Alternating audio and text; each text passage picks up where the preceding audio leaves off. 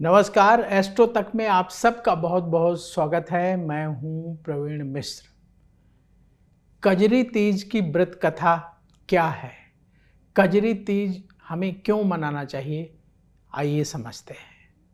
देखिए, हर साल भाद्रपद मास के कृष्ण पक्ष की तृतीया तिथि को कजरी तीज का पावन पर्व मनाया जाता है। कजरी तीज अपने आप में बहुत महत्वपूर्ण पर्व है। इस दिन भगवान शिव और माता पार्वती की पूजा का विधान है। ज़्यादातर उत्तर भारत में कजरी तीज का पर्व मनाया जाता है। कजरी तीज के दिन महिलाएं व्रत रखती हैं, भगवान शिव और माता पार्वती का पूजन करती हैं और अपने पति की लंबी आयु के लिए, सुहाग की रक्षा के लिए प्रार्थना करती हैं। तो ये सुहाग से जुड़ा हुआ व्रत है। इस दिन महिलाएं सजती हैं, संवरती हैं और भगवान शिव और माता पार्वती की पूजा करती हैं। सुहाग की सामग्री माता पार्वती को अर्पित करती हैं। भगवान शिव को गंगा जल, दूध, दही से अभिषेक कराती हैं, बेलपत्र और पुष्प चढ़ाती हैं। तो पूरे मन से ये व्रत महिलाएं करती हैं और प्रार्थना करती हैं कि भगवान शिव उनके और माता पार्वती उनके जीवन को खुशहाल रखें, उनके सुहाग की रक्षा करें।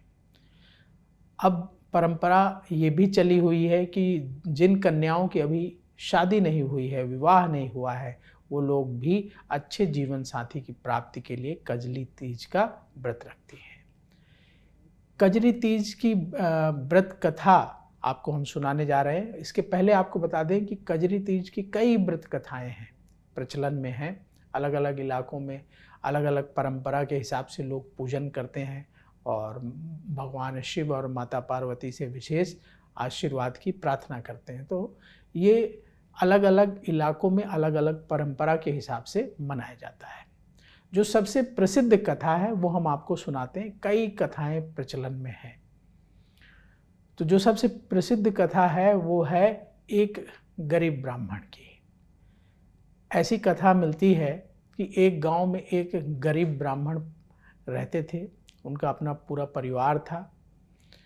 ब्राह्मण की पत्नी ने भाद्रपद मास के कृष्ण पक्ष की तृतीया तिथि को कजरी तीज का व्रत रखा और भगवान शिव और माता पार्वती का विधि विधान से पूजन करने का संकल्प लिया। लेकिन गरीब परिवार में आप सब जानते हैं कि सामग्री का अभाव रहता है। तो ब्राह्मण के परिवार में भी सामग्री की कमी थी। व्रत रखा ब्राह्मणी ने और जो उनके पास सामग्री थी उसके अनुसार पूजन किया। जिस इलाके में ये ब्राह्मण देव रहते थे वहाँ चने के सत्तू का इस्तेमाल पूजा में किया जाता था। तो चने की सत्तू घर में नहीं था। तो ब्राह्मणी ने अपने पति ब्राह्मण देव से निवेदन किया कि चने का सत्तू नहीं है और पूजा में चाहिए। तो ब्राह्मण देव परेशान हुए कि अब मैं चने का सत्तू कहाँ से लेकर आऊँ। शाम का समय था। धीरे धीरे सूर्य ढलने लगा, अंधेरा हो गया। और क्योंकि कृष्ण पक्ष है, कृष्ण पक्ष में तो आप जानते हैं कि अंधेरा छा जाता है। और तब के ज़माने में कि जबकि ये कथा है तब ये बिजली वगैरह की भी व्यवस्था नहीं होती थी। तो अंधेरा छा गया। अब ब्राह्मण देव परेशान हुए कि पत्नी ने व्रत रखा है और एक छोटी सी चीज़ की डिमांड आई है कि चने का सत्तू चाहिए, तो हम कहाँ से लाए। तो ब्राह्मण देव चने के सत्तू की तलाश में घर से निकले। जहाँ संभव था प्रयास किया, नहीं मिला। पैसे भी नहीं थे कि बाजार से खरीद के ले आते। धीरे धीरे रात हो गई, दुकानें बंद हो गईं। कहीं से चने का सत्तू मिलने का कोई भी साधन नहीं सूझ रहा था। तो ब्राह्मण देवता ने एक दुकान में घुसने का प्रयास किया कि वहीं से चने का सत्तू ले लिया जाए और ले जाके अपनी पत्नी को दें, ताकि वो जो ये कजली तीज का व्रत है इसे पूरा करें। ब्राह्मण देव एक साहूकार के घर में, ज़्यादातर सेठ साहूकारों की ही दुकानें हुआ करती थी, तो उनके घर दुकान में जो है वो प्रवेश कर गए, घुसे, और उन्होंने सत्तू जितना चाहिए था, 1.25 पाव सत्तू, उतना ही उन्होंने जो है सत्तू वहाँ से लिया। मतलब ज़्यादा सत्तू नहीं लिया। तो जितने सत्तू की आवश्यकता थी,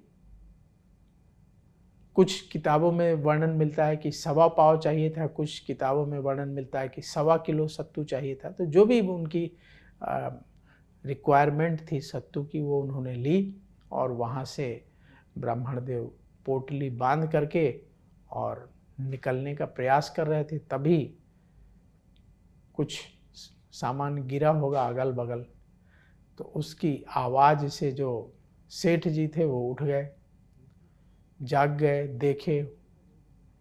जो और लोग थे घर में, नौकर चाकर, वो भी जगे, शोर मचाने लगे, चोर चोर चोर। ब्राह्मण देवता ने कहा कि भैया मैं चोर नहीं हूँ, आज कजरी तीज का पावन पर्व है और मेरी पत्नी ने व्रत रखा है और उनको ये सत्तू चाहिए था। ब्राह्मण देवता की तलाशी ली गई, उसमें उनके पास और कोई सामान मिला नहीं, जबकि दुकान में बहुत सारा सामान होता है, लेकिन उन्होंने और कोई सामान उठाया नहीं था, सिर्फ सत्तू लिया था, वो भी बिल्कुल नाप के 1.25 किलो। सेठ जी ने उनकी बात सुनी तो उनका मन पिघल गया, और जब देखा कि ब्राह्मण देवता ने और कुछ नहीं लिया है, तो उनके मन में भगवान ने ऐसी प्रेरणा पैदा की कि सेठ जी ने कहा कि आज से आपकी पत्नी मेरी धर्म बहन है और मैं आपको प्रणाम करता हूँ, और सत्तू तो आप लेके ही जाइए, कुछ और सामग्री भी देता हूँ। तो सत्तू और भी कुछ चावल, दाल, अनाज, सुहाग की सामग्री, गहने, कुछ पैसे, जितनी व्यवस्था हो सकती थी सेठ जी ने अपने हिसाब से करके और ब्राह्मण देवता को दी, और उन्हें बड़े प्रेम से सम्मान के साथ विदा किया। तब तक काफ़ी समय हो गया था, ब्राह्मणी इंतज़ार कर रही थी, अभी तक नहीं आए लेकर। ब्राह्मण देव सब कुछ लेकर पहुँचे सामग्री, ब्राह्मणी देखकर आश्चर्यचकित रह गई। पर पूजा का समय निकल रहा था, रात्रि बढ़ रही थी, तो सब ने मिलकर कजरी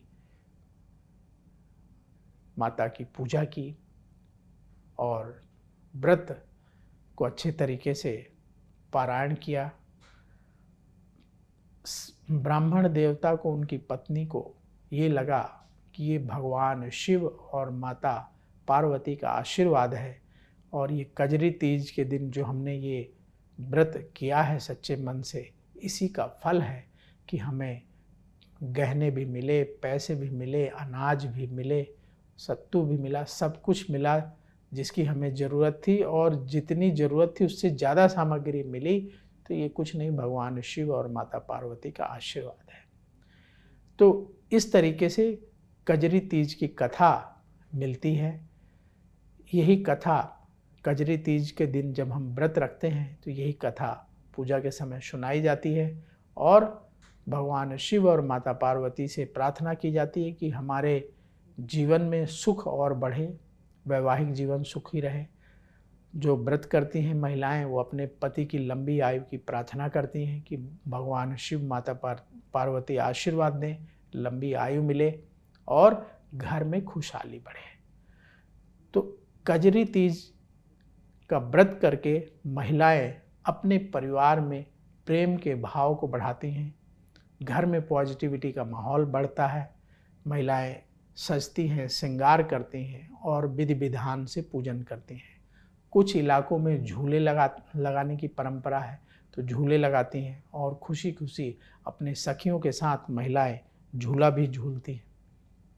तो जिस इलाके में जैसी परंपरा है लोग उस तरीके से मनाते हैं, मेहंदी लगाते हैं, सजते हैं, संवरते हैं, और जो उनके यहाँ लोग परंपरा है उसके हिसाब से सामग्री एकत्र करके भगवान शिव और माता पार्वती का पूजन करते हैं।